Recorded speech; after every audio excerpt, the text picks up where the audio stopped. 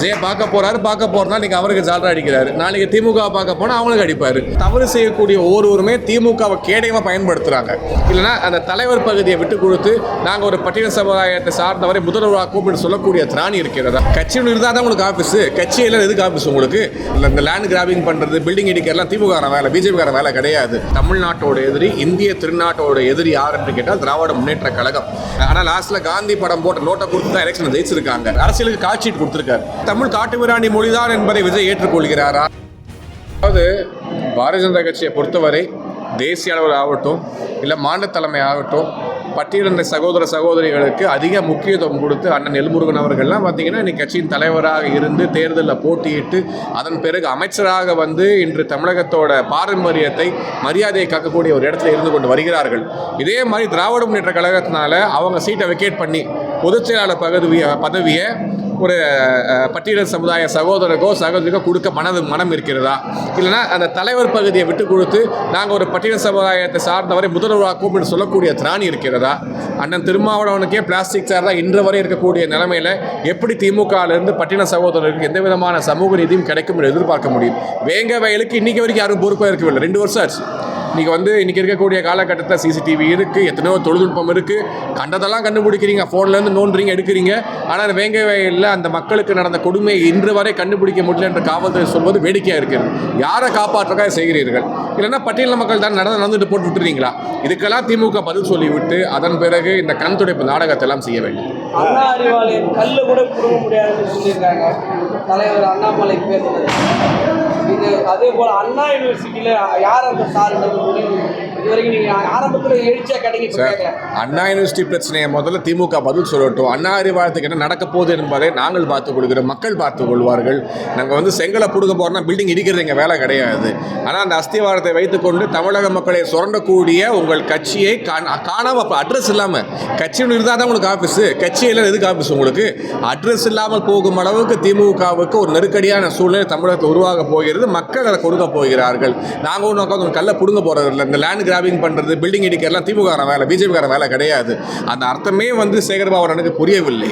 அண்ணா அறிவாலயம் காணாமல் கடைசி செங்கலுக்கு பிடுங்க போடுங்கன்னா மக்களோட உழைப்பில் திருடி மக்களோட ரத்தத்தை வேர்வையை எடுத்து கரப்ஷன் மூலமாக, கருப்பு பணம் மூலமாக மக்களோட அந்த வரி பணத்தை கொள்ளையெடுத்து கட்டப்பட்ட அந்த கட்டிடம், இந்த இயக்கம் இதுக்கு மேலே இருக்காது என்பதை தான் எங்கள் தலைவர் தெளிவாக கூறியிருக்கிறார்கள். அதை புரியாமல் அமைச்சர் அவர்கள் பேசிக் கொண்டிருக்கிறார். முதல்வருக்கு என்ன நடக்குதுன்னு தெரியவில்லை. இன்னைக்கு தமிழகத்தில் தேசிய ஜனநாயக கூட்டணி, குறிப்பாக பாஜக மக்கள் மீது உள்ள அபிப்பிராயம் என்பது தினம் தினம் கூடிக்கொண்டே போகிறது. ஆனால் சுற்றி உள்ளவங்களாம் அவரை புகழ்ந்து பேசி அவருக்கு வெளி நடக்கக்கூடிய நடைமுறையே தெரியாத ஒரு நபராக இன்றைக்கு முதல் இருந்து கொண்டு இருக்கிறார்கள். ஸோ அந்த காலம் 2026 தேர்தல் முடிந்த பிறகு அவருக்கும் உணர்வார்கள், ஐயோ தெரியாமல் சொல்லிட்டோமோ அப்படிங்கிற ஒரு வார்த்தை அவரே உணரக்கூடிய காலம் வெகு வந்தது. சரி, எங்களுக்கு தமிழகத்தை பொறுத்தவரை ஒரே எதிரி, அதாவது எங்களோட எதிரி கிடையாது, தமிழக மக்களோட எதிரி, தமிழ்நாட்டோட எதிரி, இந்திய திருநாட்டோட எதிரி யார் என்று கேட்டால் திராவிட முன்னேற்ற கழகம். ஸோ நாங்கள் எதிரியை ஃபிக்ஸ் பண்ணிட்டோம். எதிரியை ஃபிக்ஸ் பண்ணி அவர்களுக்கு எதிரான ஒரு சவால், ஒரு போட்டியில் இருக்குமே தவிர இன்று மற்ற கட்சிகளோட உட்கட்சி விவகாரத்தை தலையிடுவது எங்களோட வேலை கிடையாது. அந்த கட்சிகள் என்ன செய்ய வேண்டும் என்பதை அவர்கள் பார்த்துக் கொள்வார்கள். நாங்கள் செய்ய போகிறது பிஜேபியை தமிழகத்தில் எப்படி வளர்ப்பது, தேசிய ஜனநாயக கூட்டணி எப்படி தமிழகத்தில் வெற்றி பெற்று மக்களுக்கான ஒரு உண்மையான அரசாங்கத்தை நிறுவி இங்கே மக்கள் சேவை செய்வது என்பது மட்டுமே எங்கள் குறிக்கோளை தவிர அடுத்த கட்சிகளோட உட்கட்சி விவகாரத்தை தலையிடுவது பிஜேபிக்கு வழக்கம் கிடையாது. அந்த நடந்த இடைத்தேர்தல் எப்படிப்பட்ட தேர்தல் சொல்லி யாருக்குமே தெரியும். பெரியாரை பற்றி இவ்வளோ பேசினாங்க, ஆனால் லாஸ்ட்டில் காந்தி படம் போட்ட நோட்டை கொடுத்து தான் எலெக்ஷன் ஜெயிச்சிருக்காங்க. ஸோ எதிரிகளே இல்லாத சூழ்நிலையில் கூட மக்களை தேர்தல் பூத்துக்கு வர வைப்பதற்கு காசு கொடுத்தாதான் மக்கள் திமுக ஓட்டு போடுவாங்க என்ற நிலைமை ஏற்பட்டிருக்கு. இது உண்மையான தேர்தலாக ஜனநாயக முறையில் நடக்கக்கூடிய தேர்தலாக இருக்காது என்பதை அனைவரும் உணர்ந்து ஒரே காரணத்தினால்தான் அனைத்து கட்சிகளுமே புறக்கணிக்கக்கூடிய ஒரு சூழ்நிலை ஏற்பட்டது. ஆனால் 2026 அப்படி இருக்காது. நீ இந்த எலெக்ஷன் எல்லாம் நீங்கள் ஜெயிச்சுட்டு இதுக்கு எங்களோட சிறந்த ஆட்சி தான் காரணம் என்று மார்த்தட்டி கொண்டால் அது உங்களோட கண்மூடித்தனமாக தான் பார்க்க வேண்டுமே தவிர மக்கள் தெளிவாக இருக்கிறார்கள், தீர்க்கமாக இருக்கிறார்கள். 2026 பொறுத்து காத்துக்கொண்டு அவர் கட்சி ஆரம்பத்தில் லெட்டர் பேட் வச்சு நடத்திட்டு இருக்காரு. இன்னும் சொல்ல போனால் எத்தனை அறிக்கைகள் வந்திருக்குன்னு அவருக்கு தெரியுமான்னு கூட தெரியாது. அவர் சினிமாவில் எப்படி கால் ஷீட் கொடுப்பாங்க அதே மாதிரி எப்பயும் இருக்காரு. அரசியலுக்கு கால் ஷீட் கொடுத்துருக்காரு. மாதத்துக்கு ஒரு நாள் 2 நாள் டேட் மாதிரி கொடுத்துருக்காரு போல இருக்கு. அந்த டேட்டில் வருவார், கை காட்டுவார், போயிடுவார். ஸோ அவர் அரசியல் என்பது ஒரு சினிமா பாணியிலே அப்படியே கொண்டு போயிட்டுருக்காரு. அதை வைத்தே ஜெயித்து விடலாம் என்ற ஒரு எண்ணத்திலும் இருக்கிறார். உண்மையான மக்கள் பிரச்சனை என்ன, பெரியாரோட கொள்கையில் எந்த கொள்கையெல்லாம் அவர் வந்து கடைபிடிக்க போகிறார்? ஏன்னா பெரியாருக்கு நிறைய கொள்கைகள் இருக்குது. தமிழை காட்டுமிராணி மொழி என்று கூறியது முதல் எல்லாமே அவரோட கொள்கையில் இருக்குது. ஸோ அப்படிப்பட்ட சூழ்நிலையில் தமிழ் காட்டுமிராணி மொழிதான் என்பதை விஜய் ஏற்றுக்கொள்கிறாரா? கடவுள் மறுப்பு கொள்கையில் அவருக்கு உடன்பாடு இருக்கிறதா? எதையுமே இது வரைக்கும் விஜய் தெளிவுபடுத்தவில்லை. சினிமா முகத்தை வைத்துக்கொண்டு, அதாவது சினிமா முகத்தை தமிழகத்தில் யார் கொண்டு வந்தாலும் திமுக என்று கேட்டால், சினிமாவுக்கு வந்து இளைஞர்களை அடிமையாக வைத்து குறிப்பாக அரசியல் ஈடுபாடு இல்லாமல் வைத்தது தான் திமுகவோட மிகப்பெரிய சாதனை. ஏன்னா அரசியல் விழிப்புணர்வு வந்துருச்சுன்னா எவன் திமுக ஓட்டு போட மாட்டான். அதனால் இந்த ஸ்டூடெண்ட்ஸை சினிமாவில் வைத்து, அதுக்கு தான் அவங்க சினிமாவை கையில் எடுக்கிறாங்க. இந்த சன் பிக்சர்ஸ் மூலமாக, ரெட் ஜெயண்ட் படம் மூலமாக ப்ராபகேண்டா மூவிஸ், இந்திய திருநாட்டுக்கு எதிராக மத்திய அரசாங்கம் எதிராக ப்ராபகேண்டா மூவிஸை வந்து ஃபுல்லாக ப்ரொடியூஸ் பண்ணி இதே மாதிரி தமிழ் சினிமாவையும் அழிச்சிட்டாங்க. அதன் மூலமாக தமிழ் இளைஞர்களும் அழித்து விட்டார்கள். ஸோ அவங்க போட்ட விதையில் முளைத்து வந்தது தான் விஜய் போன்ற நடிகர்கள். ஸோ அவங்க வந்து நீங்கள் என்ன பண்ணுறாங்க, அதே பாணியில் சினிமா பாணியிலே இளைஞர்களை வந்து அப்படியே ஏமாற்றி ஆட்சிக்கு வந்து விடலாம் என்கிற இடத்தோடு இருக்கிறார்கள். ஆனால் இப்படி நடக்க போகிறதில்லை. இது களம் என்பது வேற. களத்தில் உணர வேண்டிய விஷயங்கள் நிறைய இருக்குது.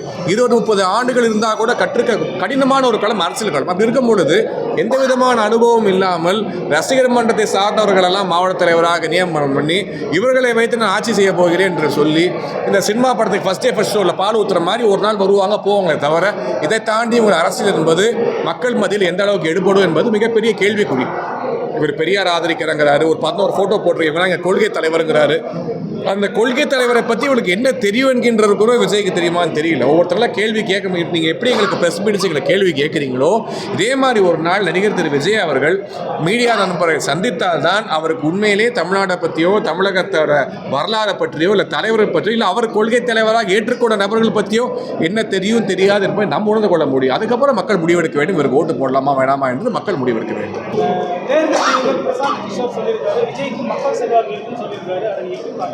பிரசாந்த் கிஷோருக்கே செல்வாக்கில்லை என்பது நிரூபணம் ஆகிவிட்டது. ஸோ அதுக்கப்புறம் பிரசாந்த் கிஷோர் சொல்வது வந்து எந்த அளவுக்கு நம்ம வந்து எடுத்துக்கொள்ள வேண்டும் கொள்ள வேண்டாம் என்று நமக்கு தெரிய வேணாம். நீங்கள் அவர் விஜயை பார்க்க போகிறனா நீங்கள் அவருக்கு ஜால்ரா அடிக்கிறாரு, நாளைக்கு திமுக பார்க்க போனால் அவங்களுக்கு அடிப்பார்.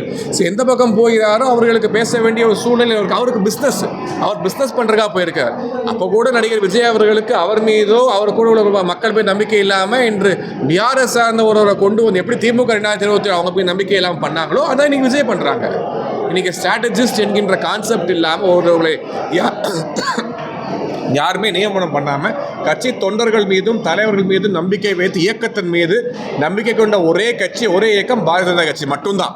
எங்களுக்கு எந்த ஸ்ட்ராட்டஜிஸ்டும் கிடையாது. எங்களோட ஸ்ட்ராட்டஜிஸ்ட் யாருன்னா எங்கள் கட்சியோட அடிப்படை தொண்டர்கள், பொதுமக்கள், மக்களை சந்தித்து எங்கள் ஸ்ட்ராட்டஜியை வந்து நிறைவேற்றி அதன் மூலமாக தேர்தலில் வெற்றி, அதான் எங்கள் வியூகம். எங்கள் வியூகமே மக்கள் தான்.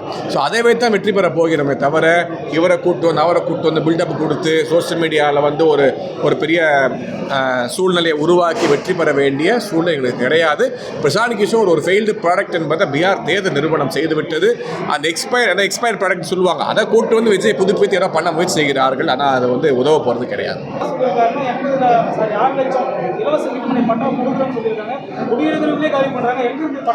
திராவிட முன்னேற்ற கழகம் கொடுத்த வாக்குறுதிகளில் 1/3 வாக்குறுதியை கூட, அதாவது 30% வாக்குறுதிகளை கூட இன்று வரை அவர்கள் பூர்த்தி செய்யவில்லை என்பதுதான் உண்மை. அவங்க வந்து நீட்டில் ஆரம்பித்து எல்லாமே கூறிய அனைத்து விஷயங்களுமே போய் பிஎம்சி ஸ்ட்ரீமில் நேற்று அப்பா அவர்கள் ஒரு ஸ்பீக்கர் கூச்சமே இல்லாமல் போய் சொல்கிறார், பிஎம்சி ஸ்ட்ரீமில் வந்து போயிட்டால் தமிழ் அழித்து விடுவார், தமிழை மறந்து விடுவார்கள். இந்த மொழி அரசியலை செய்தே தமிழக மாணவர்களை பாருங்கள். இன்றைக்கி டிஎன்பிஎஸ்சி குரூப் எக்ஸாமில் வந்து என்ன கேள்வி கேட்குறாங்க, எல்லாருமே தேசிய தந்தை யாருன்னு கேட்டார், காந்தின்னு சொல்லுவாங்க. தமிழ்நாட்டோட அம்மா யாருன்னு கேட்குறாங்க. எல்லாம் இங்கே தெரிஞ்சதெல்லாம் எல்லாத்துக்கும் ஜெயலலிதா அம்மையார் தான் தெரியும்.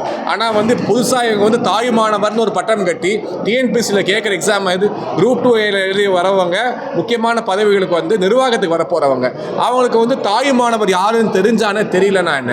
இப்படிப்பட்ட ஒரு சூழ்நிலை உருவாக்கக்கூடிய பாடத்திட்டத்தை தான் இன்னைக்கு திராவிட முன்னேற்ற கழகம் இவங்க என்ன வந்து அரசாங்கத்துக்கு ஆள் எடுக்கிறாங்களா இல்லை திமுக கட்சியில் பொறுப்பாங்க எக்ஸாம் வைக்கிறாங்களான்னு தெரியல. அந்த அளவுக்கு இருந்து கொண்டு இருக்கிறார்கள். அதே போல் மலைவாழ் பகுதி மக்கள் ஆகட்டும், பட்டியல் மக்கள் ஆகட்டும், இவர்கள் எல்லாத்துக்குமே இந்த கட்சி, இந்த அரசாங்கம், குறிப்பாக இஸ்லாமியர் முதற்கொண்டு எல்லாத்துக்குமே துரோகம் தான் செய்து கொண்டு வருகிறார் திமுகவை சார்ந்தவர்கள். ஆனால் அதை அழகாக மாஸ்க் பண்ணிடுறாங்க, மாஸ்க் பண்ணி ஏமாத்திட்டு இருக்காங்க. மக்கள் அதை உணரக்கூடிய காலம் வெகு விரைவில் நிச்சயமாக வரும். இதுபோன்ற செய்திகளை மேலும் தெரிந்து கொள்ள எங்களது யூடியூப், ஃபேஸ்புக் மற்றும் ட்விட்டர் ஆப்களை சப்ஸ்கிரைப் செய்யவும்.